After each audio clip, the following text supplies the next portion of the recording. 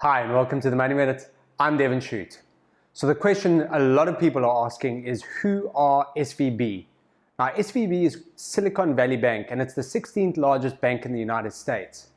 It's been making headlines for all the wrong reasons last week, as it had a liquidity crisis that caused depositors to try to withdraw their funds from the bank and effectively created a run at SVB.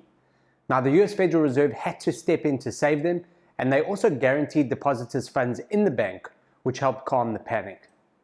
Now the fear did spread to other fragile banks globally, with banks like Signature in the US and Credit Suisse in Europe also having to get support to prevent them from failing. Now, to put it into perspective how impactful this all was, SVB is now the second biggest bank failure in history. The question we've got to ask is, why did this happen and what does it mean? Now, the reason this occurred is that globally central banks have been hiking interest rates so aggressively, particularly through last year, that the cost of capital has jumped, and this was going to create economic damage in some way. While it was impossible to predict how this damage would play out, we can now see that it was putting strain on weaker banks. The result is that markets got a shock with this bank failure and sold off sharply, but have since stabilized as the expectations are that this isn't a systemic risk, but isolated to a few weaker banks.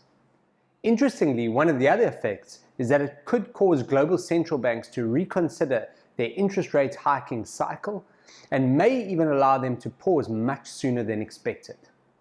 There's no doubt that our South African Reserve Bank is going to be watching this closely, which means we may too be near the end of our interest rate hiking cycle.